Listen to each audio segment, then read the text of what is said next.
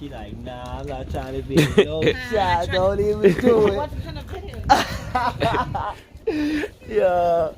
They be really wanting to be in the shots, but then they just be shy, man. They be scared. We in the East, man. The demons be outside. Walking down motherfucking Alabama. It's Alabama, man. We in the East right now. It's just a regular night. Like, we outside doing regular shit, celebrating life every motherfucking day, and that's what they can't catch us. They can't catch us not working. Like, every time you see the lawyers, every time you see Lawyer Squad 8, it's a working situation, man. That's just what we do, man. We go hard. Ain't no time to motherfucking sleep, nigga. You sleep when you die. Oh, hell yeah. Oh, the first studio I recorded in. Shout out to GQ Beats. Y'all know GQ Beats. He a lit producer right now, man. He did most of the Mano shit coming up. He did shit for everybody, really, though. But that's what he was predominantly producing for Mano. He used to have a studio right there on motherfucking East 98th.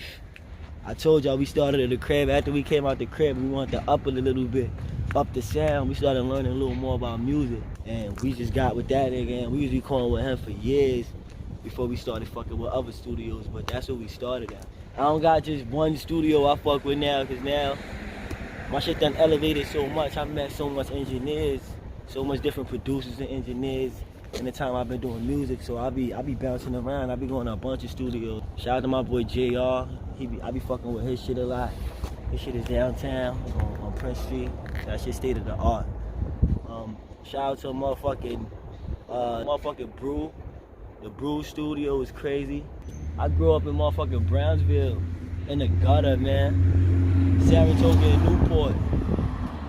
Them sides was crazy growing up, man. Like Saratoga and Newport side, like that's like the block that separates the motherfucking 90s from Brownsville. Went to 183, junior high school. I went to 275. That's when I was in Brownsville as a young nigga, and then once I went to high school, that's when I broke that barrier. I went to this style with the boys and girls and shit. Old boys high Street Academy, yeah. I used to go to Barton, then I, fucked up and had to go there. Yeah, you know what I'm saying? They said you were that shit when you wildin'. Yeah, They tried to send me to that shit a few times. Yeah, what up, boy? How you, my nigga? Yeah, that was me, boy. No doubt. You fucking with regular shit? Yeah, regular shit. You already know, bro.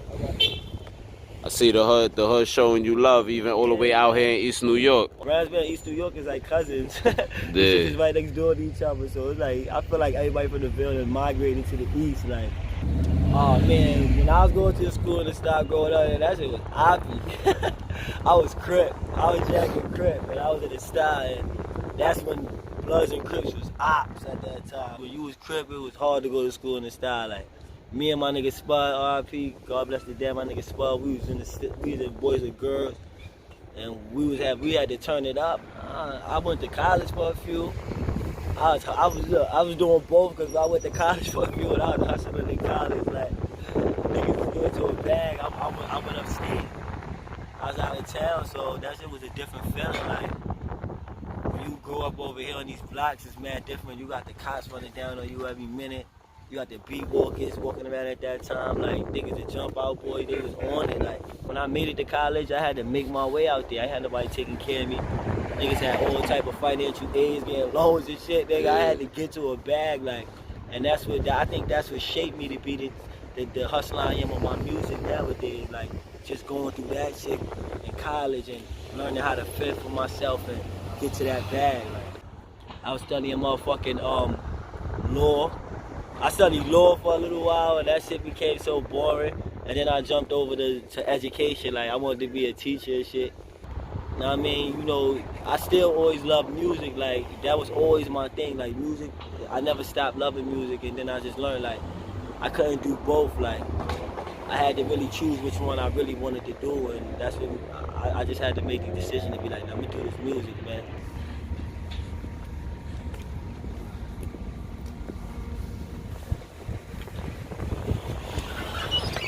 Yo, How you want it? You know I want it with cheese, lettuce, and mayonnaise. That's it? This the master chef, that's G, man. Send me the contact. Hey.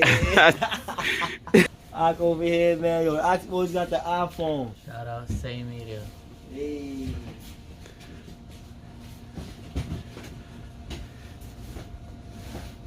We can't get a chopped cheese.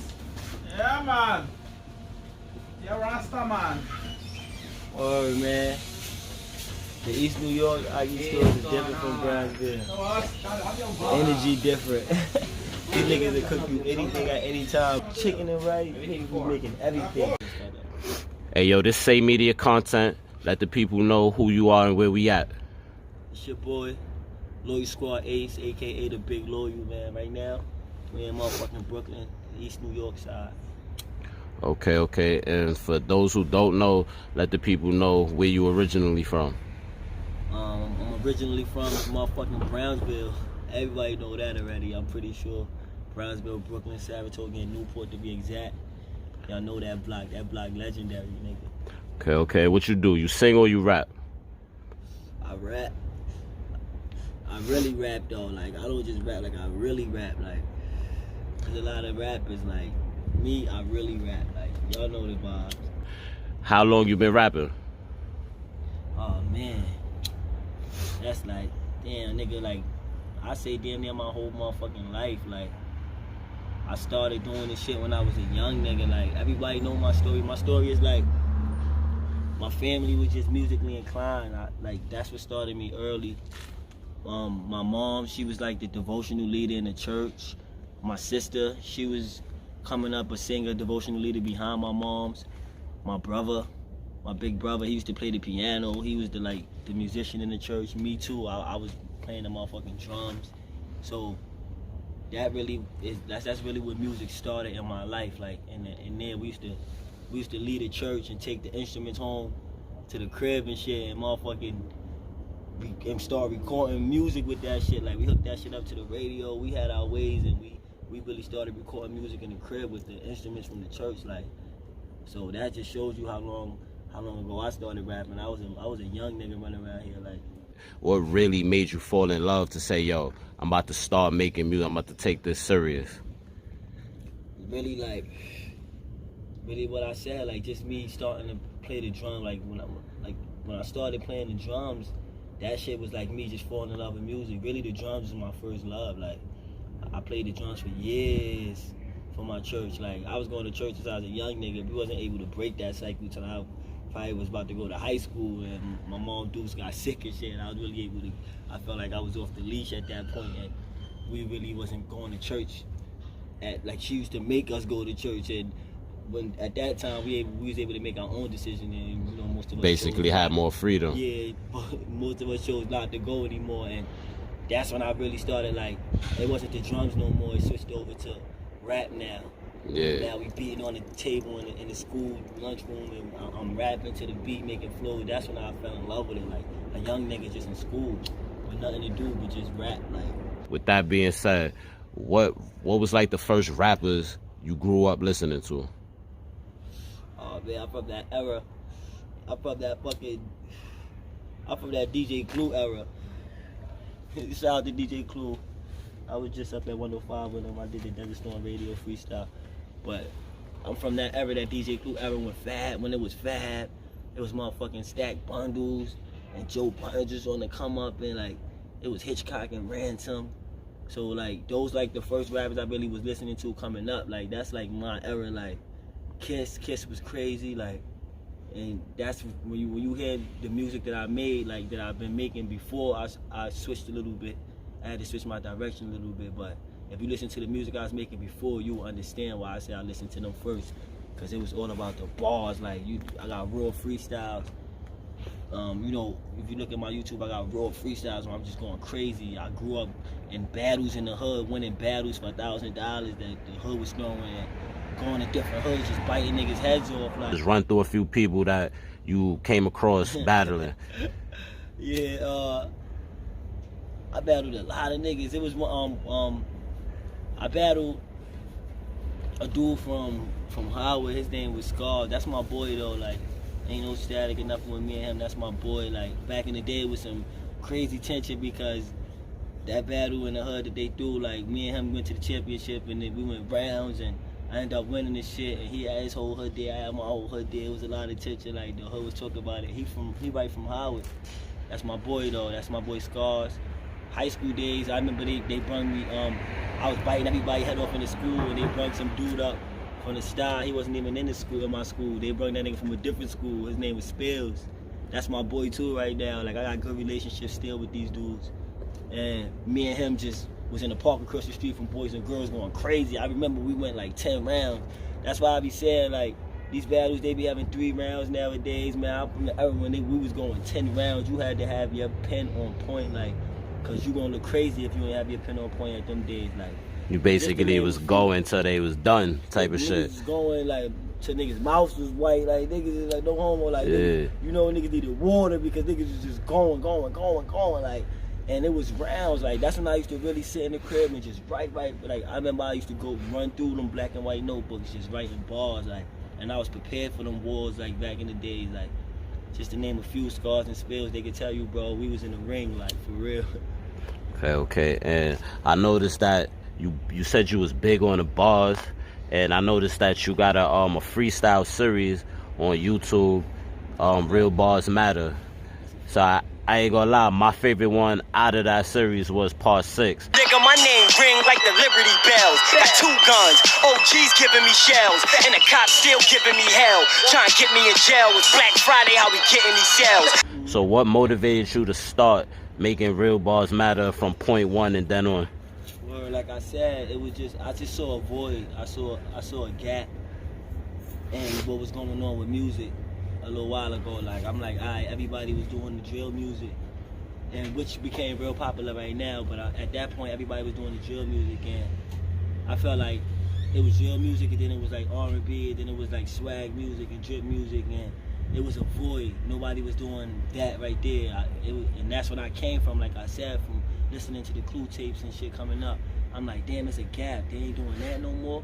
So I said, let me get in the motherfucking lab, and I started just cooking up a bunch of those freestyles, and I started throwing them shits out, and it started to get a good reception. Like, people was fucking with it. So much so, like, nigga DJ Clue just hit me one night on my Instagram, like, yo, get a freestyle ready. I'm bringing you up to 105. Like, you gotta throw some ball. Like, that's how crazy it got. K-Shine, that's my boy. K-Shine hit me up, like, yo, what up? Whatever I could do for you, bro. Pulled up to one of my ciphers, one of my Real Bars Matter ciphers, and just did that for me on the love. Like, that's my boy, because he was just feeling what was going on as far as what I was doing with the Real Bars Matter movement. And that shit started to go far, like, and I ain't stopping. It's still coming. Don't get me wrong. Like, that's some shit. I got some shit coming for y'all. There's a couple new ones coming for the series. I just put it on pause real quick because me and the team decided to just go on a separate direction real quick, and just we going on a run right now in a different direction, which y'all gonna see, which y'all probably see right now going on.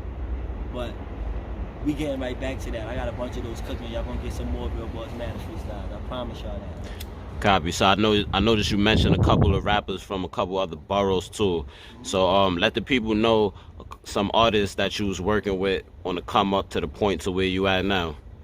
Oh damn! When I first started, I was working with a bunch. Yo, man. First of all, I got to work with Havoc and Prodigy. We was around Havoc and Prodigy since we was young. Shout out to my boy Bugs Baguettes and my boy Pacino, his older brother Pacino. He used to bring us to the Mob studio like almost 3 times a week. He's just telling us, yo, get in the cab. He pulling us up to the studio. We smoking big dope around Havoc and P. One time Havoc made a beat with me right in front of me, and I recorded a record with Havoc right there. Like, that record was crazy. Like, he sat there and engineered the shit. And that's Havoc from Mobb Deep, correct? That's Havoc from Mobb Deep. That's what's up. That's just a little story I had about him. But I also worked with Charlie Clips. Shout out to Charlie Clips. Coming up, I worked with Goods and Charlie Clips. J Hood, that was my boy. West Philly Freck Billionaire. I got 2 joints with him, man. Me and him got wild history. And Mano, a bunch of artists we was just around, and we was rubbing shoulders with. Shout out to Uncle Murder. A lot of serious bar spitters. And they know us, like they know, like that's where we started. That was ground up type shit. Now to today, working with my boy Bugs Baguettes and other artists that's really just really on the come up, and they going crazy though. They making noise. They're not just on the come up. They making noise. On the topic of that, name a couple artists that you would want to work with that's on the come up or even sign. Damn, I like a lot of artists, man. That's a hard question, cause it's like, I like a lot of people. I be naming niggas for days, man. If you want to work with me, though, y'all know where to hit me up at. Like, at Louis Squad Ace on Instagram, get in my inbox and let's work. Like, y'all know my body. I'm a workaholic, man. I'm willing to work with anybody right now. Like, ain't nobody really, like, excluded from working with Louis Squad Ace, man. I'm into this music shit. Let's work. I noticed that when you first started rapping, because I checked out a lot of your old stuff and a lot of your recent stuff, a lot of your recent work, and I noticed that you was on one certain type of style and you kind of switched it up to be more versatile. So now let me ask you a question. What influenced that change, and what projects are you working on right now? Well, what influenced the change is I just saw where they was going with the music now. Like, And let me say that it was a positive change, my guy. You know what I'm saying? Definitely a positive change. But you know, it was just something like it wasn't really even a change. To me, it was really just like keeping up with the times. Like, I didn't want to just find myself getting stuck in that bag, because I've been doing music for longer than a lot of people. Like, and that's the gift I think God gave me, is just being able to keep up with the times. And that was just the transition that happened. Like I said, I was doing the real bars matter shit, and I was giving niggas a lot of bars, and I learned that I was going over a lot of people's heads, because a lot of people was catching on to it and fucking with it, but it was a lot of the older crowd, and I learned that the young boys, they was on their more ignorant shit, and they want to hear that shit direct. They don't want to be thinking about what you saying and putting it together. So I just changed my direction a little bit. I'm still giving them a little bit of that feel from Real Bars Matter, but I just had to dumb it down a little bit where they could actually feel it and get them some shit they could dance to, and get them some shit that they could remember easily. Like, that's it. So could you name off the top of your head like one of the songs that really shows your growth as an artist? Oh, of course. My joint Hood, that's going right now. The joint Hood is more with the times. Like, I can't say it show like super growth, but it's just showing that I can keep up with the times. Like I said, like, I dropped the Hood record with my boy T the Hoodlum and G-Lock, the Lokes, the Hoodsters. Shout out to them. They going crazy, doing their thing.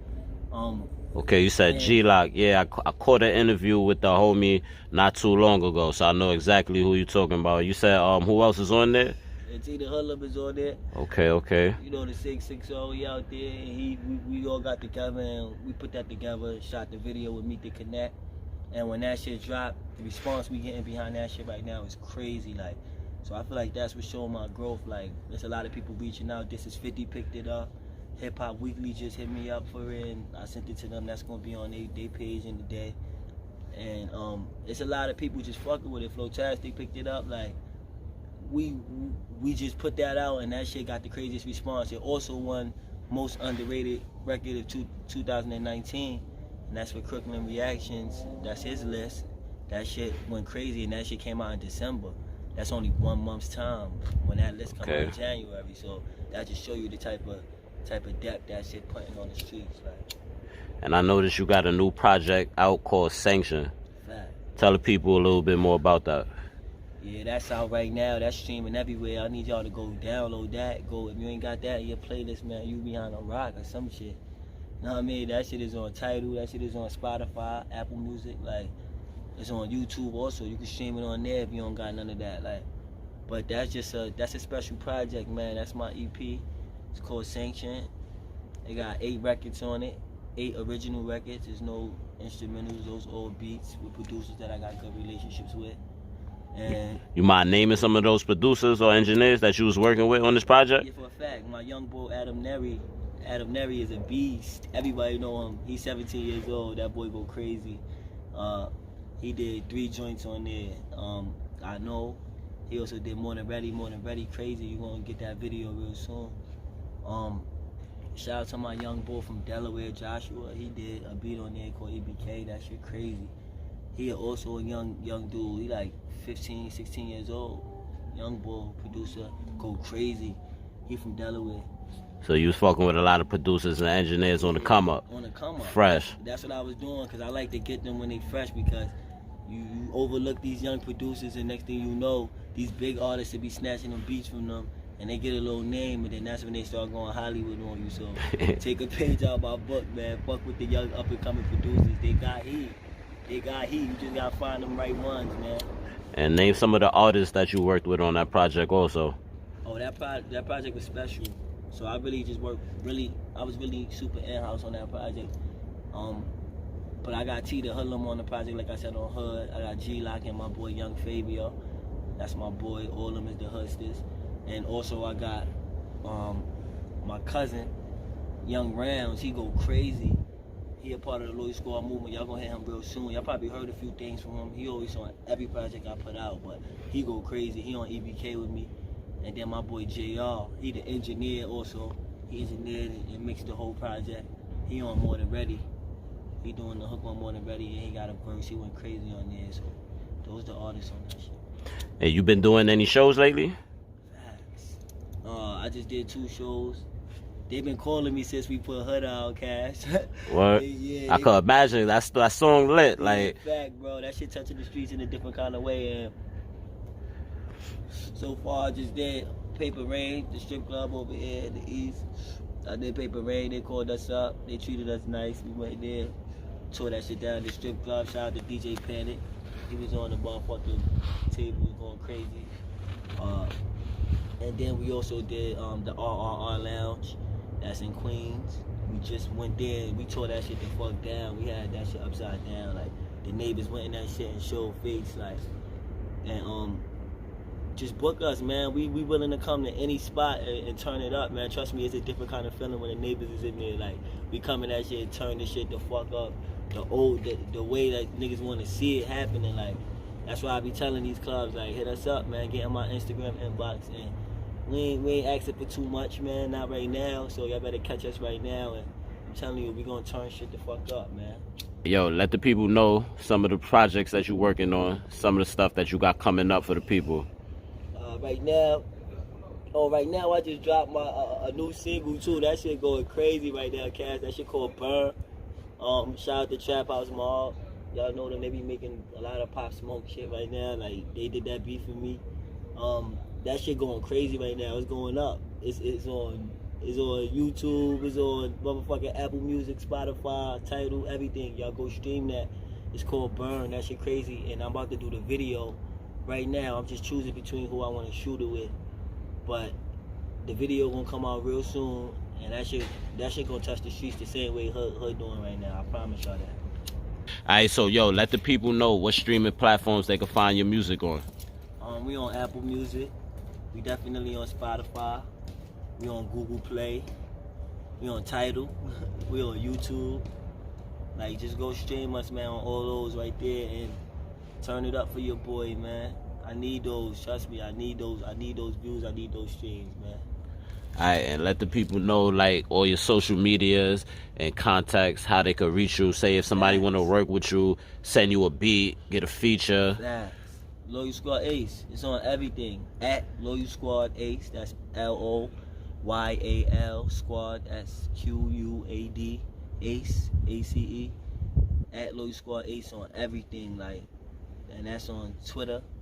That's on motherfucking Instagram. That's on Facebook too. You can find me at LSAce.